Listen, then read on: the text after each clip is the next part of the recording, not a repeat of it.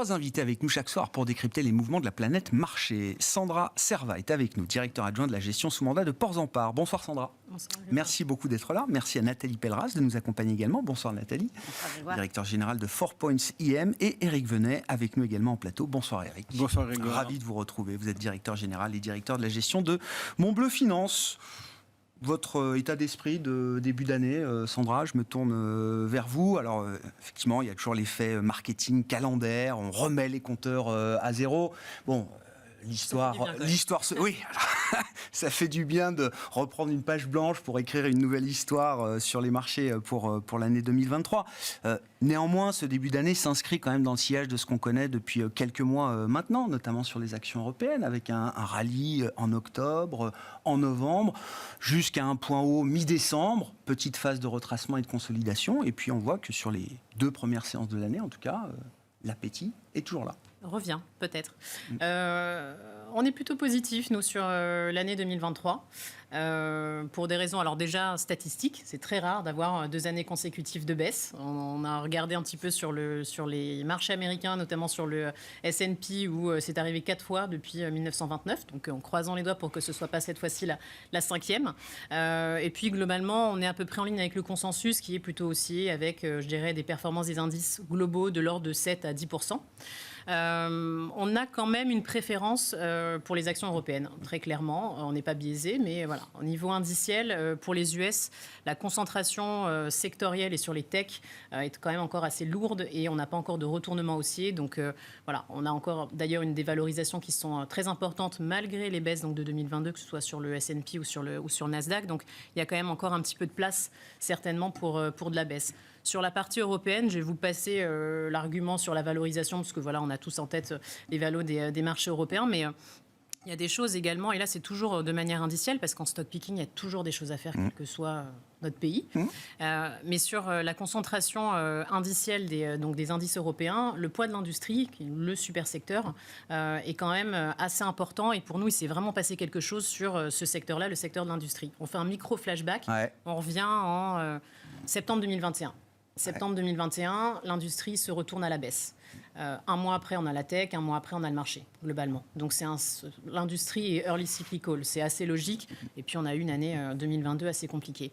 Là, il s'est passé quelque chose pile un an après, donc en septembre 2022, où on a l'industrie. Alors, je ne parle pas du pétrole et de la finance, etc., des secteurs qui se tenaient déjà très bien, mais l'industrie s'est retournée à la hausse.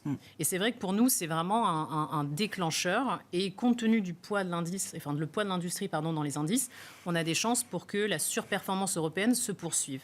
Et alors, on peut aller un petit peu plus loin en disant, voilà, est-ce que ce retournement haussier a une valeur prédictive sur l'année 2023 ? Je l'espère. En tout cas, c'est un petit peu ce qu'on a en tête pour 2023. Est-ce qu'il faut s'étonner, Sandra, parce que c'est pas forcément dans le playbook historique des investisseurs, puisque on n'arrête pas d'attendre la récession, la plus attendue de l'histoire, qui finira par arriver à un moment, de voir justement cette partie cyclique du marché, cette partie industrielle, redémarrer aussi fort, comme vous l'avez souligné, en octobre-novembre. C'est vraiment cette thématique-là qui a tiré la hausse des marchés et des marchés européens notamment.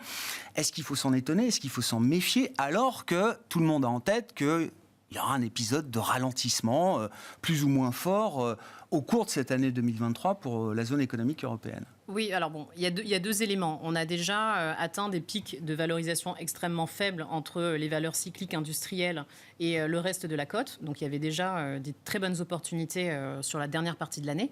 Et à côté de ça, c'est peut-être aussi le sentiment de marché qui ne croit pas forcément à cette récession, en tout cas une récession relativement soft. Et puis, quand on regarde un petit peu, en tout cas, les industriels européennes, on a quand même des mastodontes, on a des boîtes qui sont extrêmement bien gérées. Quoi qu'il arrive, alors j'ai des noms comme ça, les Siemens, les Schneider Electric, qui arrivent à avoir, notamment pour des Schneider, des marges opérationnelles à 2 chiffres, quelles que soient les tempêtes qui se passent. Il suffit de regarder 2020, comment la société a été extrêmement bien gérée et elle a réussi à délivrer des marges toujours à 2 chiffres. Donc, il y a aussi ce tissu industriel européen voilà, qui est de qualité et qui permet aussi au marché de rebondir. Et pour vous, ça restera un thème majeur de 2023 ? Complètement. Déjà de fin d'année dernière, puis majeur vraiment et clé, en tout cas pour la surperformance de l'Europe versus, en tout cas, les US.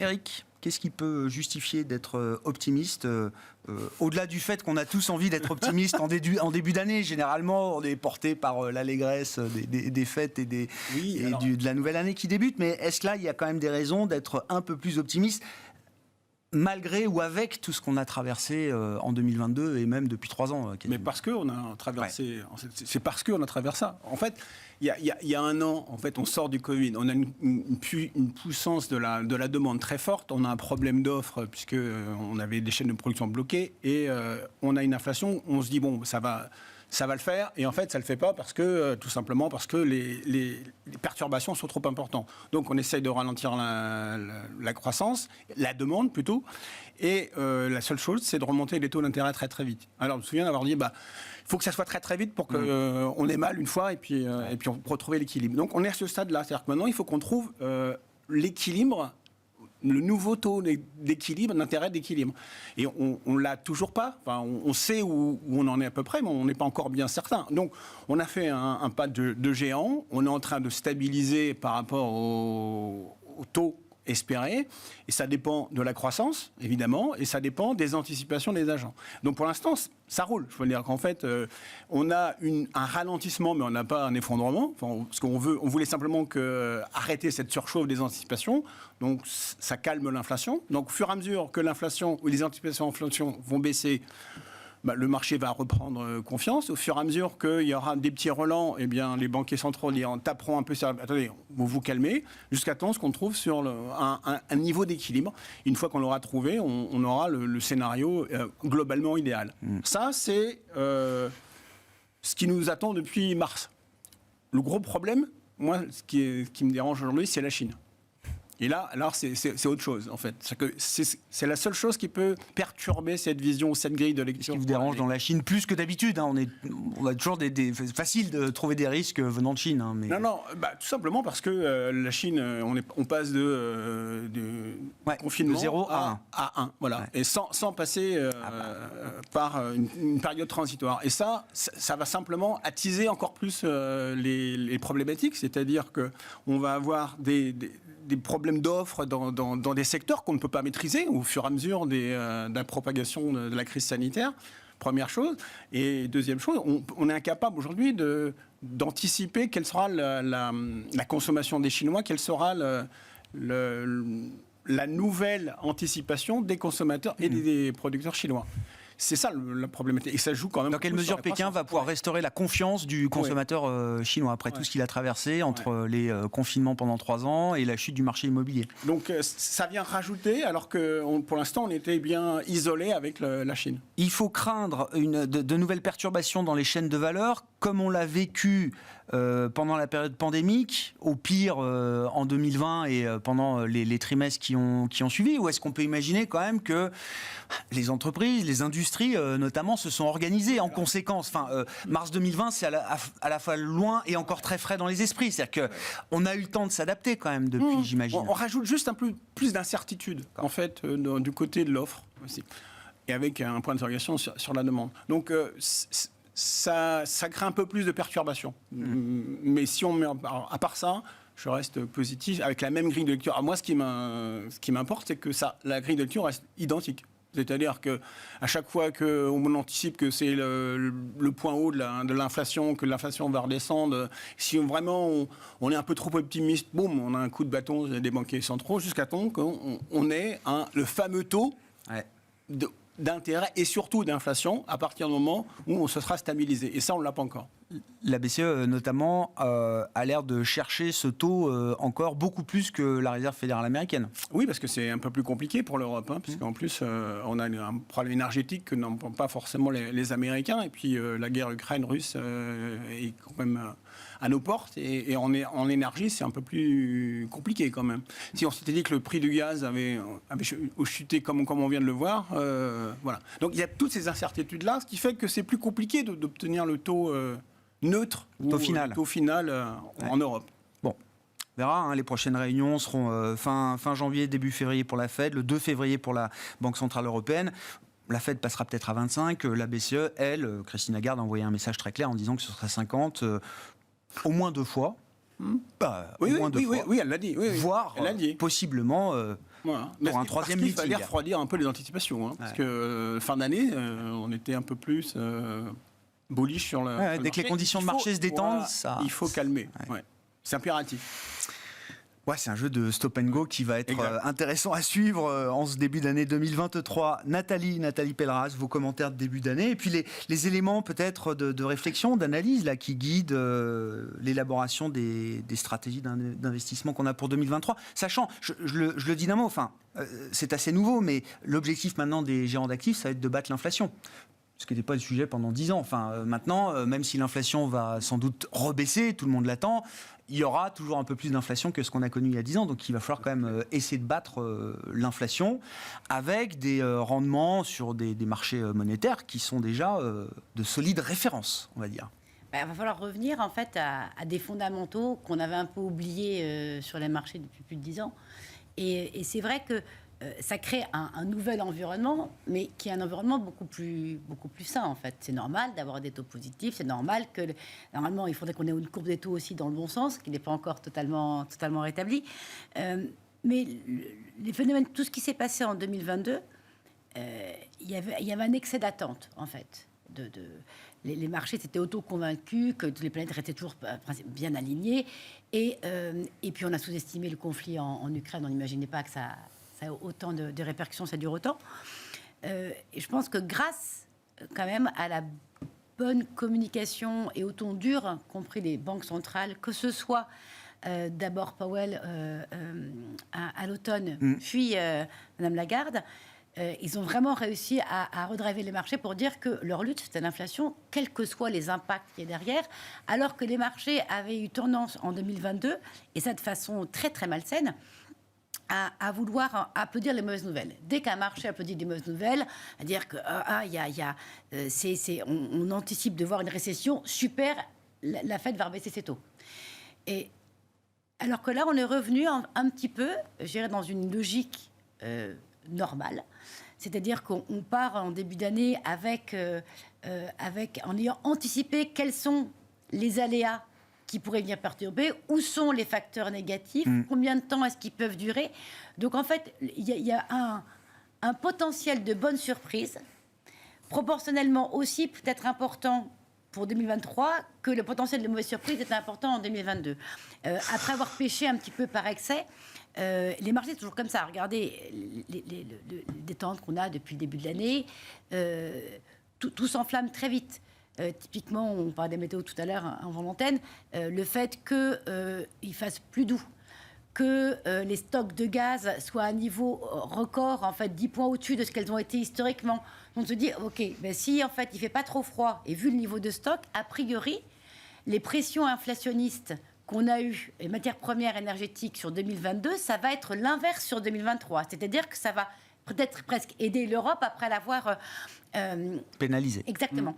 La Chine, de toutes les manières, ça reste un gros facteur d'incertitude. Pourquoi ? Parce que c'est le gros driver de croissance mondiale depuis des années et que c'est la première année sur lesquelles, en fait, ça va plus être un ralentisseur, en fait, de croissance. Mais l'effet chinois était déjà négatif, en fait, en 2022. Et ça reste encore une fois quelque chose qui est un gros aléa, mais qui est intégré par le marché. Il reste par contre derrière l'anticipation, comment les entreprises vont s'en sortir dans ce marché-là. Ce que disait Sandra tout à l'heure, c'est vrai, c'est-à-dire qu'on est vraiment en début d'année, comme chaque début d'année, on attend une croissance des marchés de 7 à 10%, qui va être l'espérance de croissance des résultats. Mais la vraie différence, c'est que c'est pour ça que je suis assez d'accord sur l'analyse sur le secteur industriel, parce qu'il a mangé son pain blanc et surtout, il n'est absolument pas dépendant de la politique monétaire. Qu'est-ce qui a fait qu'on a eu beaucoup les techs qui ont été attaqués ? Pourquoi ? Puisqu'en fait, toute tension sur les taux, alors que les valeurs industrielles, et en plus européennes, globalement, ce n'est pas les plus chères. Donc, ce n'est pas celles qui sont les plus sensibles à la politique monétaire. On anticipe déjà aussi, quelque part, un point de récession. C'est exact et tout le monde sait qu'il va y avoir la récession. La question, c'est quand est-ce que ça va être un peu. Et donc, dans les prévisions de résultats aussi, tout ça, ça dégré. Donc, à part des surprises géopolitiques bien sûr quelque chose qui s'aggraverait, la situation qui traîne encore plus avec la Russie, donc qui sont quand même des éléments, des gros aléas, ou bien le fait qu'au final, les politiques monétaires n'aient pas été assez dures et que l'inflation n'arrive pas à être contenue parce que les chiffres de l'emploi aux US reste encore bon, trop bon. Et là, qui pourrait redonner un terrain assez volatile sur les marchés. Sinon, là, on est quand même sur une logique ce qui est privilégié, c'est là où, encore une fois, on peut avoir de la visibilité. D'accord. Et donc vous dites, comme c'est pas une mauvaise idée d'avoir un peu de surpondération sur la thématique industrielle, malgré, encore une fois, le ralentissement économique qui va arriver. Parce que la contrepartie de la désinflation qu'on va voir en 2023, c'est aussi qu'on va se prendre en plein le choc monétaire qui a été engagé en 2022. Ça va être un sacré vent contraire. Et on marche un peu en terrain inconnu. Qu'est-ce que ça fait d'avoir des taux à 3,5 ou 4% en zone euro ?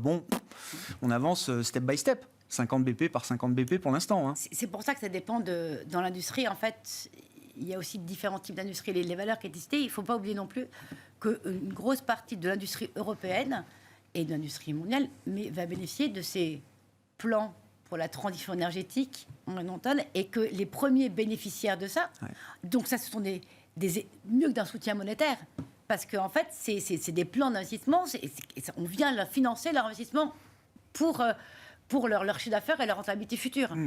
Et donc, il y a une visibilité énorme sur ce segment-là.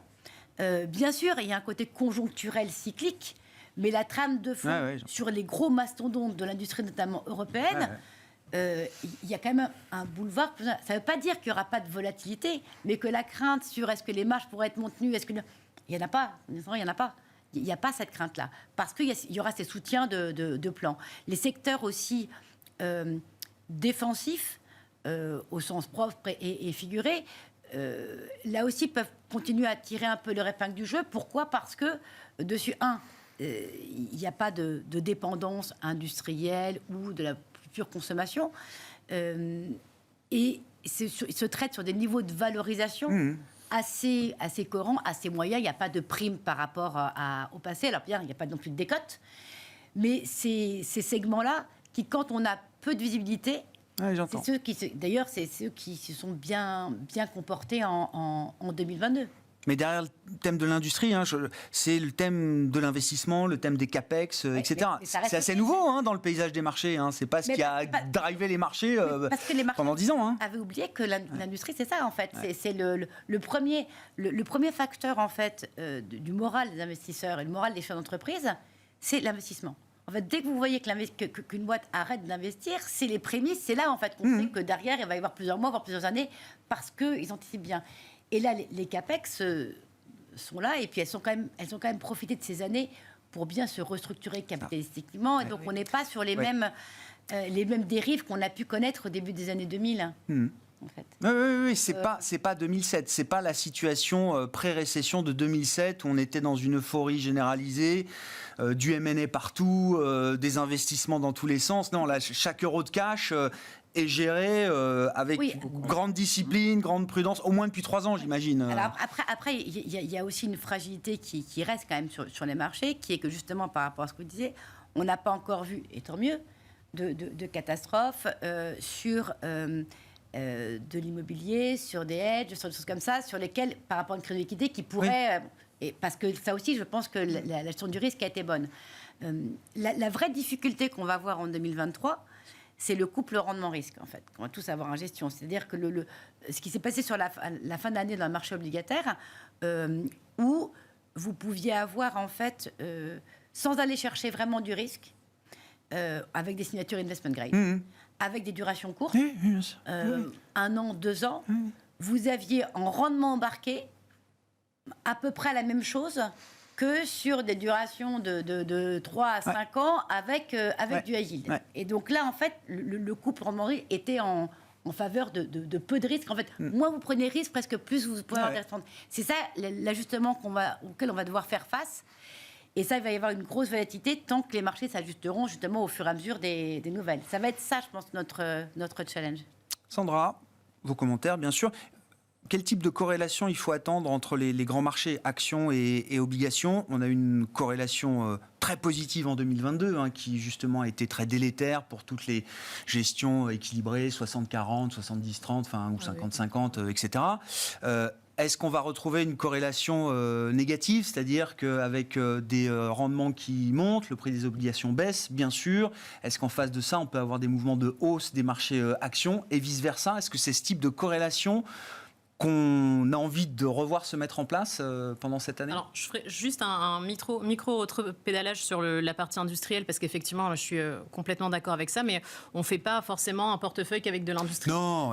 C'est juste un tout petit, un petit rappel des deux secteurs aussi qui ont extrêmement bien poussé. Et donc, le pétrole, sur lequel il n'y a pas de sujet, je pense que tout le monde est d'accord. C'est toujours, oui. C'est encore un boulevard. On reste embarqué, quoi. Il y a encore du vent dans les voiles. Je n'ai pas regardé le cours aujourd'hui, mais c'est une boîte qui est extrêmement bien gérée, qui a mis à profit justement les profits exceptionnels pour se désendetter, entre autres. Enfin, voilà, il y a une pression inflationniste a priori sur le pétrole avec la Chine, qu'elle s'ouvre bien, pas bien, largement ou pas. On va avoir certainement de toute façon des répercussions sur le prix du pétrole. Donc là-dessus, il n'y a pas de sujet. Sur les bancaires aussi, les bancaires et les financières. Ouais. Donc assurance, bon, c'est une fois c'est l'assurance, une fois c'est la banque, mais bon, globalement, enfin, le secteur est porté par l'augmentation des taux d'intérêt et les politiques monétaires restrictives. Et les très, très, très grands gagnants ou gagnantes sont les banques et les banques périphériques. On en parlait tout à l'heure avec les banques espagnoles. J'ai en tête 2 calls cette année qui ont été plutôt profitables, que ce soit Bank of Ireland, donc comme son nom l'indique, celle-ci est en Irlande, et qui doit faire 20 ou 30%, peut-être 40%. Donc 40, c'est pas très grave, de performance en year-to-date, et une CaixaBank, pareil, qui a des performances year-to-date qui sont insolentes. C'est des banques qui ont eu tout juste toute l'année. Mais là encore, début d'année, je reviens à ma réflexion de tout à l'heure. Se dire au début d'une récession dont on ne connaît pas encore la durée, la profondeur, se dire qu'il faut investir dans les matières premières, énergétiques, le secteur financier ou l'industrie, c'est une récession. Donc tant qu'on n'a pas forcément toutes les réponses, pragmatiques. Quels sont les signaux que le marché nous envoie pour l'instant? Il veut payer de la banque, il veut payer de la banque périphérique.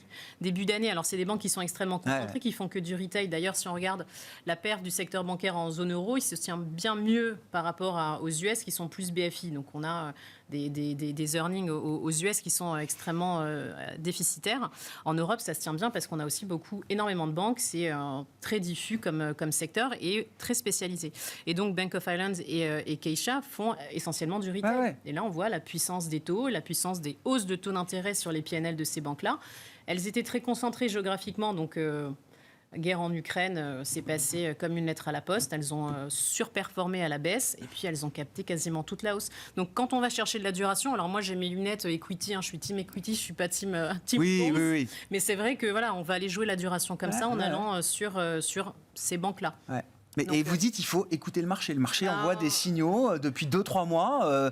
En fait, il faut pas les ignorer. Ne pas les ignorer. C'est un premier pas. On a beaucoup de biais. On peut être contrariant ce qu'on veut, mais c'est vrai que de toute façon, le marché aura toujours raison quoi qu'il arrive.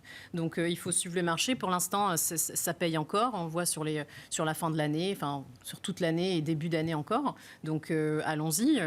Mettons à profit des creux de marché s'ils devaient arriver pour se repositionner pour ceux qui ne sont pas suffisamment positionnés sur les banques. Après, il faudra faire attention, peut-être deuxième partie de l'année, si on commence à avoir une inflexion de politique monétaire, mais oui, on aura le temps de s'ajuster. On regarde à 2, 3, 6 mois éventuellement. Exactement, et que ce soit des deux côtés de l'Atlantique, j'y crois pas trop à un pivot, pas un pivot, en tout cas sur 2023. Madame Lagarde a été claire. Cette fois-ci, on a retenu la leçon. On écoute nos banquiers centraux. Donc, ça ne sert à rien d'imaginer plein de choses. Il faut les écouter. Madame Lagarde a été claire. Elle a pris de bâton pour nous dire qu'il y aura 2 voire 3 hausses et que derrière, il y a réduction du bilan. Et aux États-Unis, ça sera exactement pareil. Et ça veut dire en creux, parce qu'on parlait de Tesla qui chute de 10% pour la première séance de bourse aux États-Unis de cette année. Après, déjà, moins 65% l'an dernier. Ça veut dire que ce n'est pas encore le moment de se réintéresser à ces grandes blue chip tech ou blue chip tout court américaines. Pour l'instant, il n'y a pas encore de signal de retournement haussier et c'est trop corrélé au taux. Donc de toute façon, les taux baissent quand même aujourd'hui. Alors je sais que sur une séance, c'est peut-être pas pertinent. C'est marginal, mais les taux vont encore monter. Quoi qu'il arrive, ils vont rester hauts de manière durable. Et quoi qu'il arrive, ces grosses boîtes chèrement valorisées encore, il faut le souligner, parce que on a eu des baisses assez importantes, mais des valos qui sont toujours importantes. Peut-être pour Meta, mais bon... c'est value Meta, Meta. mais on ne sait pas vraiment ce qu'on achète. C'est quoi, 10, 11 de PE maintenant, Meta? À peu près, mais bon, le marché n'a pas forcément encore compris ce qu'était le métaverse, donc on n'achète pas. Et puis Tesla, on en parlait tout à l'heure, mais c'est ça aussi, c'est-à-dire qu'elle reste chère par rapport, et encore une fois, je ne la comparerai pas, mais je me permets de ne pas la comparer aux autos européennes ou même américaines. Bah si, Stellantis, c'est 2 de PE. Ouais. Non? Il y a un peu de marge à 37 pour une Tesla, alors, dans ce cas-là. Ouais. Mais c'est beaucoup de problèmes opérationnels également. Donc des rabais, des problèmes de pricing en Chine, Enco. Donc c'est pas que Musk qui est à l'origine de la baisse de Tesla. Ouais, donc être contrariant, c'est une chose. Ça n'améliore rien, mais il y a quand même une réalité fondamentale pour un groupe comme Tesla aujourd'hui qui justifie encore ces sanctions. Donc c'est un peu trop tôt d'aller se repositionner sur la tech US. Il y aura certainement mieux à faire. Enfin, moi, je suis plutôt partante d'aller sauter dans un train en marche plutôt que rester sur le quai et d'attendre. Non, mais c'est intéressant parce que ça commence à construire une vraie tendance quand même au fil des mois de voir cette surperformance des thèmes cycliques industriels. Exactement. Encore une fois, Eric, se dire qu'il faut avoir de l'énergie, des banques, de l'industrie au démarrage d'une récession dont on ne sait rien encore. Mais en fait, je pense que la problématique vient du mot récession. En fait, on a voulu juste refroidir l'économie et on persiste à dire qu'il y a une récession. C'est pas une récession cyclique. En Europe, on n'était pas en surchauffe. Hein. C'est pour ça que le terme de refroidissement pour l'économie européenne, il est un peu... Les taux, oui, mais l'économie américaine est au-delà de sa tendance. En Europe, oui, mais c'est la seule arme qu'on a. C'est la seule arme qu'on a pour lutter contre l'inflation. C'est un peu rustique. Donc, mais oui, c'est même si elle marche pas très bien. Enfin bon. Oui, si le marteau, ça marche au bout d'un moment. Hein. Oui, forcément. Donc. Moi, je pense que c'est plutôt refroidir les anticipations. Voilà. Et c'est pour ça que, du coup, ça m'amène à dire, je suis incapable de savoir dans quoi il faut investir. Je pense que c'est trop tôt. Il faut attendre la normalisation de ce phénomène-là macro qui est très important. Et d'ailleurs, tous les trimestres, on a le droit à une mise à jour avec les résultats des entreprises. Et j'ai pas vu un secteur qui s'échappe, bon, à part le luxe et puis l'énergie, bon, d'accord. Le reste, c'est de la micro, c'est-à-dire comment les chefs d'entreprise se sortent de ce problématique qui est quand même énorme. Donc, je sais pas si les industries font mieux que les services, j'en sais rien. En tout cas, c'est vraiment entreprise par entreprise plutôt qu'en secteur. Donc, la réponse, moi, j'ai un peu de tout, et puis j'ai une poche importante pour faire du picking. Et par contre, j'écoute ce que le marché veut me dire, en fait. J'ai pas de certitude. Donc, je suis surpris qu'on ait 3-4% de hausse en début d'année. Je continue de m'alléger pour attendre que le marché... Parce qu'il n'y a rien de plus. Ce qui va se passer, c'est que en fin de mois, on va voir les résultats d'entreprise. Et là, vous aurez, boum, des moins 10 et puis des... Tant qu'on n'aura pas, pour moi, normalisé l'économie. Et elle n'est pas normalisée. Donc on ne peut pas raisonner... on est encore entre les effets d'inertie du Covid, le choc monétaire qui n'est pas encore à plein effet dans l'économie. Je ne consulte pas assez de chefs d'entreprise, mais il me semble que la priorité, plutôt que l'investissement, c'est de conserver son chiffre d'affaires, essayer de répondre à un carnet de commandes. De servir les clients. Et Michelin nous dit il y a 2 mois, on devait on devait faire partir 1200 personnes dans les équipes de production. C'était le plan de départ qui était prévu. Et maintenant, non. On coupe en 2. On va en faire partir que 600 parce qu'il faut qu'on produise. On a des carnets de commandes, on a des clients à servir. C'est pour ça qu'on ne peut pas valoriser. Faut attendre que ça se stabilise. Et alors, si on est aussi, parce que vous êtes tous optimistes finalement, bah non, mais si, c'est quand même assez risquant comme discussion. C'est quand même assez risquant. Mais il faut faire comme la guerre. Est-ce qu'on va chercher des small caps alors? Non, pas encore. Non. Là, le marché, pour l'instant, dit rien. Pour rien de bon. On peut justifier parce qu'il y a plein de boîtes qui se payent rien. Mais si le marché n'en veut pas, il n'en veut pas. Ça ne sert à rien. Donc, toute l'année, on s'est dit, c'est une belle boîte, et puis vous perdez moins 40, moins 50. Le marché a un peu plus d'appétit, mais pas suffisamment encore pour aller jusqu'à cette échelle de risque. Voilà. Et en fait, on s'est posé la question en fin d'année. Vous savez, Grégoire, on avait une séance de rattrapage. C'est-à-dire que pour ceux qui avaient loupé la hausse des grosses valeurs, il y avait une petite séance de rattrapage, une semaine, 15 jours, sur les mid, pas les small, les mid, et on l'a eu, voilà. Et ben aujourd'hui, ça va encore perdurer le temps que les gros indices montent, mais je ne crois pas qu'on aille plus loin. Enfin, ça se justifiera pas. Parce qu'il n'y a pas la liquidité. C'est pas à ce stade de l'année, c'est pas l'année du grand rattrapage des small et mid cap qui sont toujours à terre. Quoi. Parce que personne autour des tables a un scénario clair. Mais je sais pas. On se dit que la récession c'est pas si grave, qu'on est dans une phase où on investit, il va falloir produire, etc. Tout ça, c'est quand même des bonnes cases pour cette classe d'actifs, pour ce segment de marché déjà pas domestique on a en perdu plus, moins exposé aux mouvements géopolitiques internationaux, etc. Ça commence à cocher des cases, sans parler de la valo. Mais c'est déjà bien payé, je trouve. Ouais. Alors Nathalie, peut-être chose. quand on écoutera cette émission, peut-être dans quelques mois, on s'en vendra les doigts, j'en sais rien. En fait, les small mid, les small surtout, parce que on va dire il y a des mid à 10-15 milliards. Oui, bien sûr. C'est un compartiment, une classe d'actifs à part entière, c'est reste des actions, mais c'est quand on veut sensibiliser un portefeuille. Et donc, est-ce qu'on est aujourd'hui dans une phase où on a envie de sensibiliser ? Ça ne veut pas dire qu'il n'y a pas des bonnes opérations à faire sur des mythes, comme il peut y avoir des très bonnes aussi sur des valeurs de croissance. On ne peut pas avoir un bêta trop fort, là, aujourd'hui. En fait, ça dépend de votre... encore une fois, cette gestion de couple rendement-risque qu'on peut avoir. Par exemple, si vous avez le panorama qu'on faisait tout à l'heure en comparaison 2023 par rapport à 2022, comme dit, on a l'impression que... En tout cas, on commence l'année en voyant le verre à moitié vide, donc peut-être qu'au final, il sera à moitié plein. Mais on n'est pas en train de dire qu'il va se remplir. Les small mid, je vous vois en début d'année 2022, c'était une classe sur laquelle on était investi, même en multigestion en fait. Et quand on a commencé à voir le fait que ça commençait un petit peu à sentir mauvais, mais sans avoir aucune notion de combien de temps ça pourrait durer, on a eu après la même logique sur nos positions sur du high yield que sur des small mid. C'est en général assez lié. Et alors on peut dire, non, on est déjà à moins 10. On fiche, en fait. C'est une classe d'actifs sur lesquels, pour moi, il ne faut pas hésiter à se dire, si on veut désensibiliser, c'est pas grave, ça vient de faire moins 10, on veut désensibiliser du risque. Et la même chose sur à la hausse. C'est quand on aura suffisamment de visibilité, je pense, pour se dire, il vaut mieux prendre des small qui ont pris 15%, c'est pas grave, elles ont encore du chemin à faire. C'est que les small, c'est vraiment cette caractéristique-là qui fait que c'est un outil de sensibilisation. Donc c'est vraiment du risk management. Vous dites aujourd'hui de ne pas être exposé trop, en tout cas, au small. Exactement. En fait, la clé, quand on regarde... C'est pas contre les entreprises côté de petite capitalisation. C'est vraiment l'opportunisme.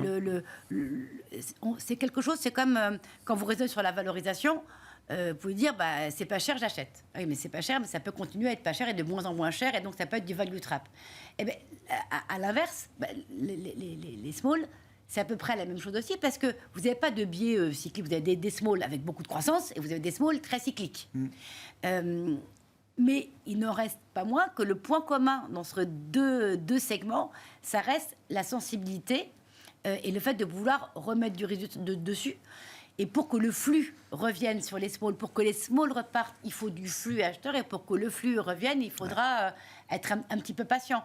Et la clé reste encore une fois la diversification. Moi, je vois pour nos portefeuilles, la composition, elle n'a pas été foncièrement modifiée entre octobre 2021 et comment débuter l'année.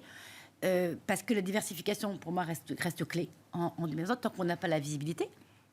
Et pour remettre du risque, eh bien, il faudra qu'on en ait plus.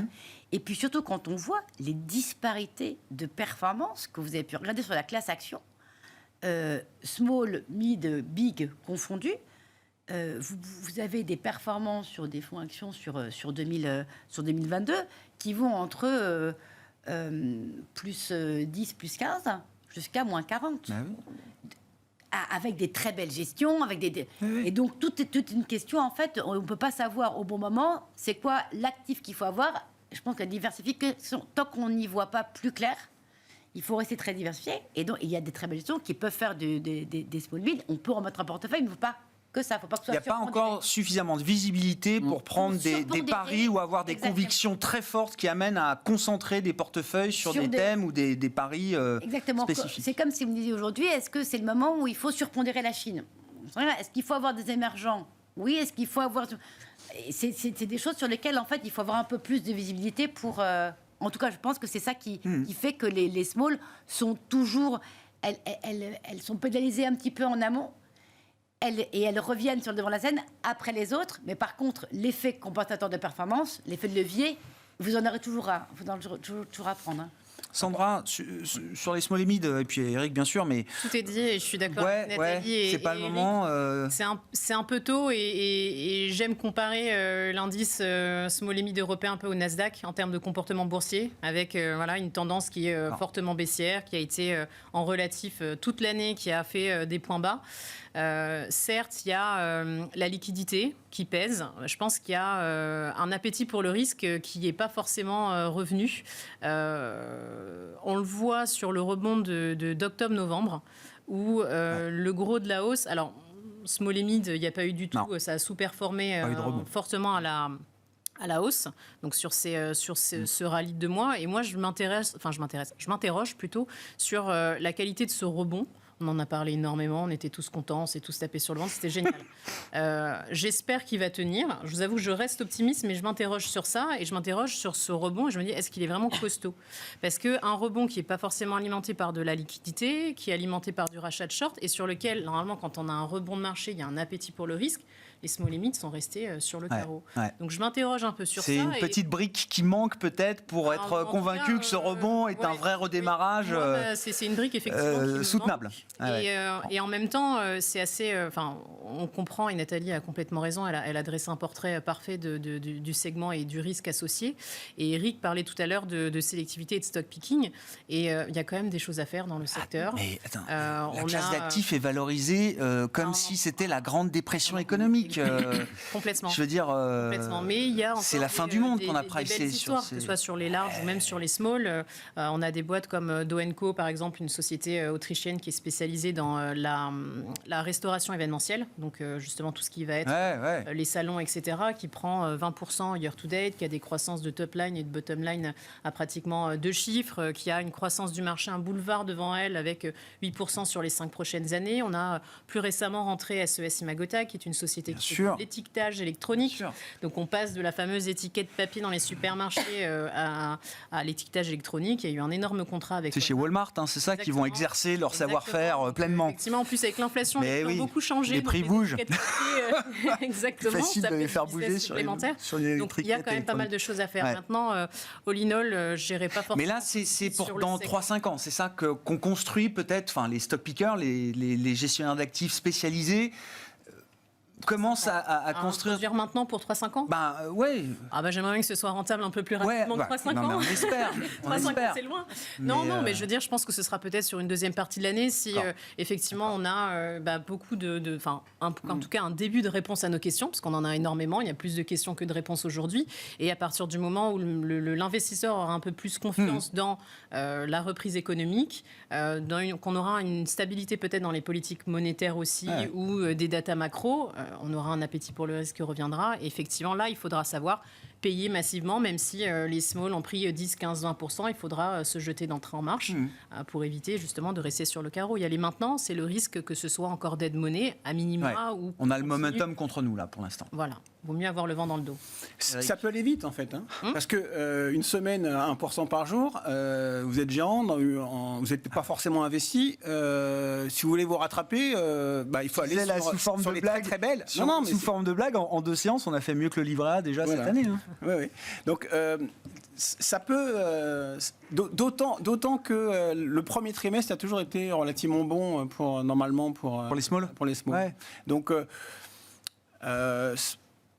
moi, je pense que ça dépend des 15 premiers jours des marchés. C'est-à-dire qu'on sent si l'appétit pour le risque est un peu plus durable ou c'est juste parce que, on est le 2-3 janvier, mais ça peut le faire. C'est pour ça que... On a toujours, ça marche, ça, l'idée qu'on a envie de racheter en début d'année, ce qui a le plus baissé. Bon, déjà, Tesla, c'est le contre-exemple. Hein. Il ne faut pas racheter Tesla, en tout cas sur la première séance de bourse de l'année, mais il y a toujours l'idée qu'on a envie, on est tenté de racheter ce qui a le plus baissé l'année passée. Non ? Ça, je sais pas. En tout cas, ça a marché. Là, c'est parce que vous me dites, hein, il faut continuer avec. Moi, je trouve ça très dangereux d'être contrariant, mais après, voilà, on a eu beaucoup de sirènes qui sont venues nous chanter à l'oreille toute l'année dernière. Je pense qu'on a encore les stigmates dans les portefeuilles. Et j'ai plutôt... Après, c'est notre façon de faire et notre stratégie de gestion. On va être plus momentum que contrariant, même s'il ne faut pas l'être de manière généralisée. Ça peut s'appliquer à des titres, à des secteurs, etc. Mais... je trouve qu'il y a encore pas mal d'incertitudes et je préfère être pragmatique, n'ayant pas toutes les réponses et suivre des momentum et suivre le marché plutôt que ramasser des couteaux qui tombent. Tesla, elle nous a tranché. Et devoir attendre longtemps. Et devoir attendre longtemps. Je suis un peu impatiente, a priori. Mais... Eric ? Je sais pas, mais le seul type qui fait 20% depuis le début de l'année, c'est Atos. Hein. Ouais. Donc, c'est une situation spéciale, Atos. Ouais. Oui, Forestia, vous êtes à quoi, à 14 ça a perdu, toutes les semaines, ça perdait. Donc, il n'y a pas de règle, en fait. Je crois que ça dépend de l'appétit du marché. Voilà, on va le savoir très vite. Enfin, voilà, si on se cale à la première statistique ou d'inflation ou de croissance qui n'est pas dans le bon sens, ça va vite se calmer. Par contre, pour peu qu'on ait un chiffre d'inflation, je ne sais pas, beaucoup plus faible qu'attendu, là, on va commencer à se dire, finalement, le pivot, il était déjà derrière. Et donc, ça change un peu. Ça durera peut-être un mois, mais c'est assez compliqué en termes de timing. C'est pour ça que je pense qu'il faut être un peu partout et puis avoir un potentiel de cash. Pas de blig, moi, je n'ai pas de blig, hein, c'est cash. C'est cash. Toujours pas ? Non. Reprendre de la duration obligataire, non, ça n'a pas de sens. Pour moi, parce que j'ai besoin de mon cash pour ou suivre le marché ou être contrariant. Parce qu'en 2 jours, j'ai fait 1 an de rendement obligataire. Hein, voilà. Bon, on verra. Je sais pas, le livret A, normalement, le taux va être remonté à 3%. Alors, c'est le livret A, c'est pas comparable à un portefeuille boursier, bien sûr, mais ça donne quand même un benchmark, une référence monétaire. Oui, voilà, c'est ça. Et je voyais, encore une fois, le T-bills américain 1 an, échéance novembre 2023, 4,75% de rendement pour un investisseur en dollars. Ça couvrira même peut-être en partie l'inflation en fin d'année, 4,75% de rendement. Tout dépend ce que fait le dollar sur l'année. Oui, non, mais pour quelqu'un en dollars, oui. Laissons les effets de change de côté, on n'en a pas parlé effectivement, mais bon, l'euro était reparti assez fort à la hausse là aussi, hein, depuis quelques mois maintenant, depuis qu'on était passé sous la parité à la fin de l'été ou au début de l'automne. Merci à vous 3. Merci d'avoir été les invités de Planète Marché ce soir. Sandra Servat, Portzamparc, qui était avec nous, directeur adjoint de la gestion sous mandat de Portzamparc, Nathalie Pelleras, directeur général de Fort.cm, et Eric Venet, directeur général et directeur de la gestion de Montbleu Finance.